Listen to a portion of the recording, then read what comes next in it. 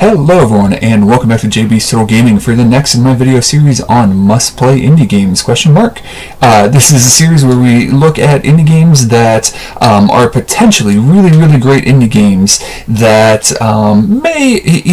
no game is perfect, so I do like to point out the things about the game that may not be ideal for everyone and who should really check out these games. So right now I'm taking a look at Hallow Knight. So you may remember a little bit ago I did a video actually about upcoming games that are coming out that I thought looked interesting, and I ended up biting the bullet on Hallow Knight and picking it up. It is $15 on Steam, but I believe it's going to be coming out for other systems, maybe even a Nintendo Switch. I could be wrong about that. So first of all, let's get out of the way anything that, what the game is and anything that could potentially detract people from being interested in it. Well, first and foremost, this is a Metroid-Vania game. If you're not familiar with that term, it stems from the games both Metroid and Castlevania, where you are exploring an area, and there are going to be some areas within there that you aren't able to access. You unlock new things as the game goes on, like this dash, that will allow you to get to areas you couldn't access before.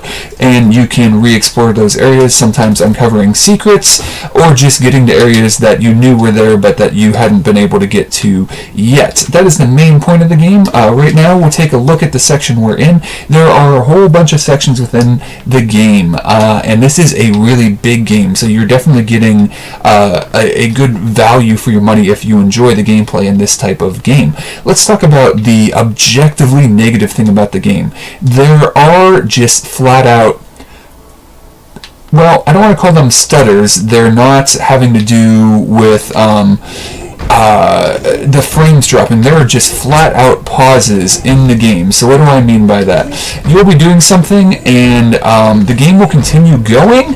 However, your character will pause and everything on the screen will pause. It is exceptionally annoying, and it could potentially lead to a death in a game where precision platforming and precision actions happening at a certain time are pretty crucial. The developer does know about it, and I believe is trying to correct it, but that is one objective negative. A potential negative about the game is as you explore new areas, you're going to be coming across areas where you don't have a map for, and if you don't have a map, well, you're kind of in trouble, because you're going to want to find these places like benches in order to rest and save and things like that, and you're going to want to be able to keep track of where you're going, obviously, and you can't do that without a map, and you have absolutely no tracking in the game if you don't have a map, so that can make things rather difficult and rather annoying. Now, it is a gameplay decision that I totally understand, because there is a satisfaction that comes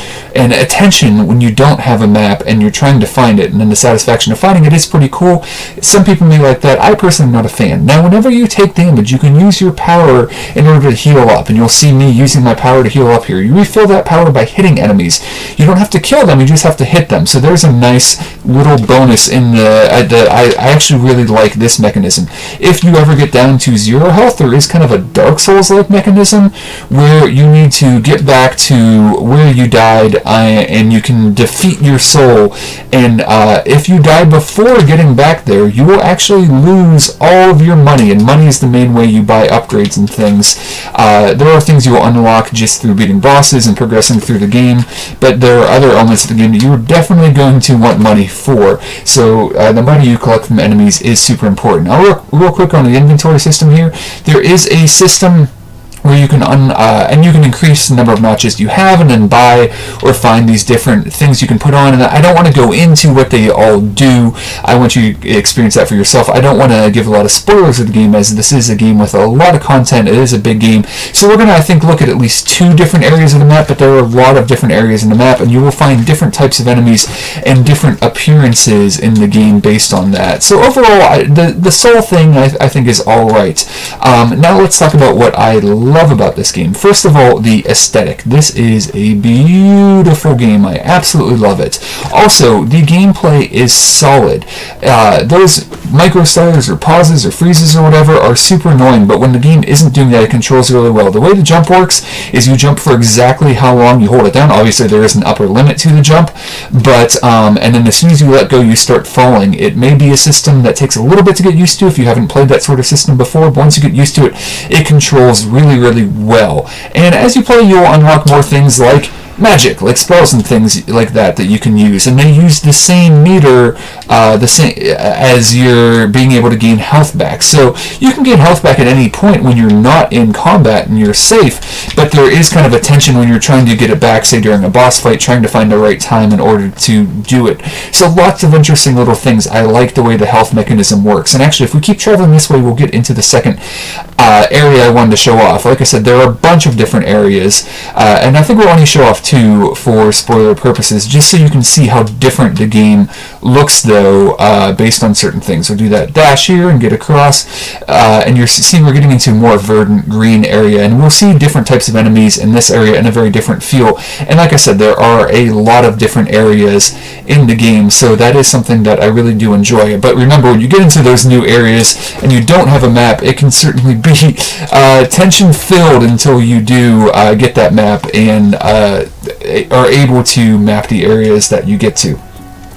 But it's a gorgeous game. The sound design is great. The soundtrack is great. The soundtrack is really great in this game, actually. It obviously looks really cool, but that's something else to bear in mind. So, who should play this game? Well, first of all, if you are into, Metroid-Vania sort of games, get this game. It's great. You're going to love it. If you're into action platformers, get this game. You're going to love it. There is a lot to... I hit the wrong button there. I cast my spell for no reason. But there is... Oh gosh, what am I doing? I'm not talking and playing the game very well, but there's a lot to love about this game if you enjoy those sort of things. The controls are solid. It looks great. It sounds great.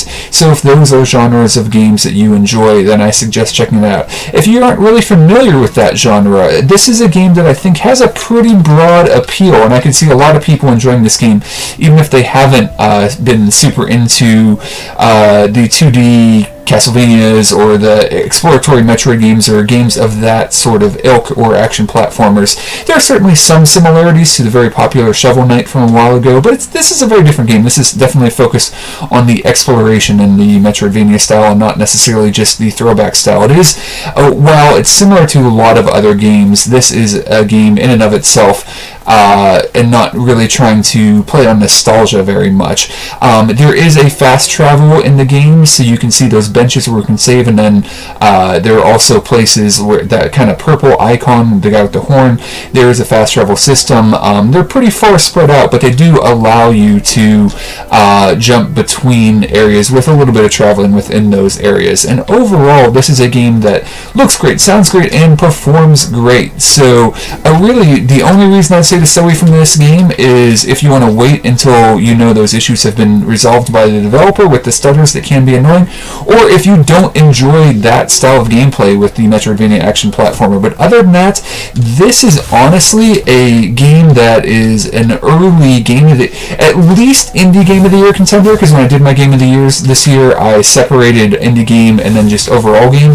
This is almost definitely at least going to be on my potential indie game of the year list, if not my game of the year list. That's how much I like it, how solid the gameplay is. I did have one frustration, even I will point out when I was playing it, like if you get killed on a boss, you're usually able to fight your soul before you have to go in and fight the boss again, which is nice. I did get in this area though where I kind of fell into this almost like trap, and where I was at was harder than any of the boss fights I'd had so far, and I actually had to go into the area to get my soul, and it was very frustrating. I had to do that battle a bunch of times, but I managed to never actually lose my money during those battles and managed to eventually beat it. And again, there was a sense of accomplishment when I did that.